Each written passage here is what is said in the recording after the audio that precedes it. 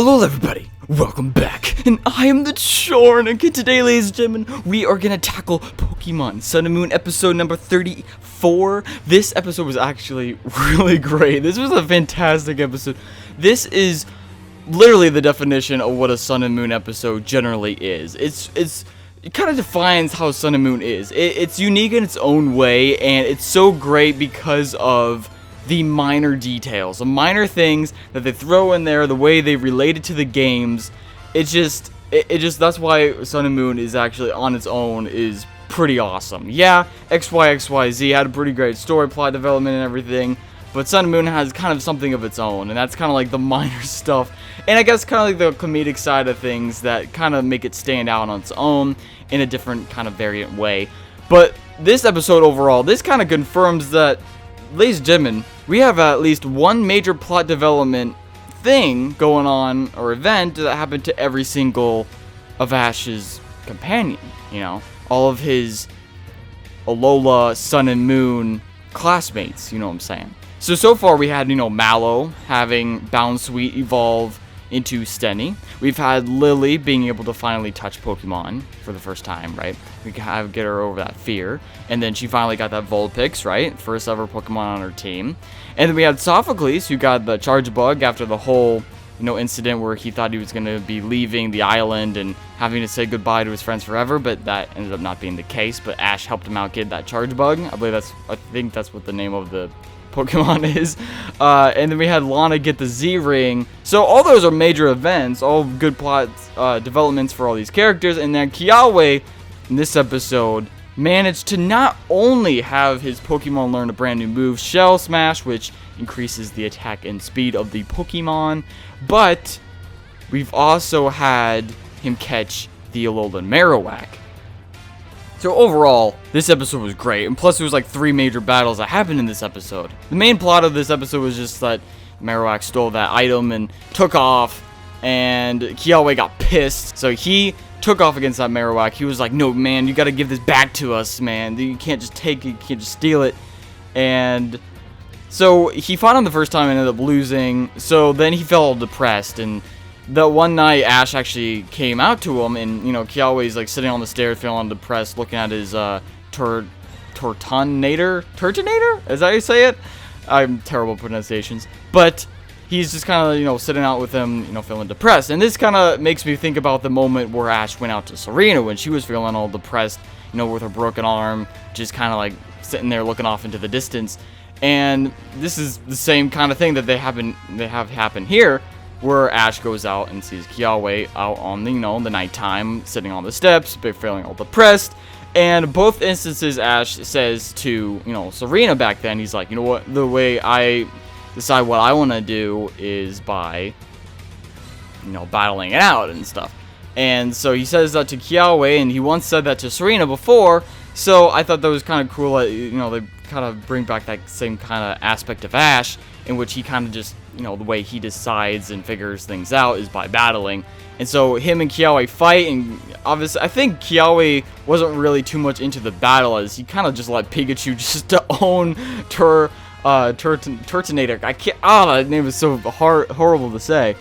But Pikachu ends up, hurting him a bit and pretty bad, and I guess Kiawe kind of learned from the battle midway, and Turtonator ended up learning a new move. And what I thought was really, really cool is that Kiawe kind of adapted Ash's battle style with Pikachu. So it was, because Ash always, if you guys don't know Ash's battle style with Pikachu, and I might make a separate video about this actually soon, in regards to just Pikachu, he always seems to fight going off with a quick attack first and comboing it with then a later attack. So quick attack in its normal state isn't that strong, but eventually if you use, the Iron Tail on top of it, or Electro Ball on top of it, or a Thunderbolt on top of it, that's kind of what just Ash does with the quick attack. He uses that in an environmental sense. Then he combos it in order to make a better and stronger attack. So Kiawe kind of adapted this with how he uses Shell Smash to increase the attack and speed of Turtonator. Gosh, it's going to be terrible saying that name. And he eventually was able to defeat Alolan Marowak, because Pikachu was running in, quick attack and Iron Tailing Turtonator all day long, just owning him. So Kiawe finally sparked in Kiawe that, hey, you know, I could use this against the Alolan Marowak and stuff.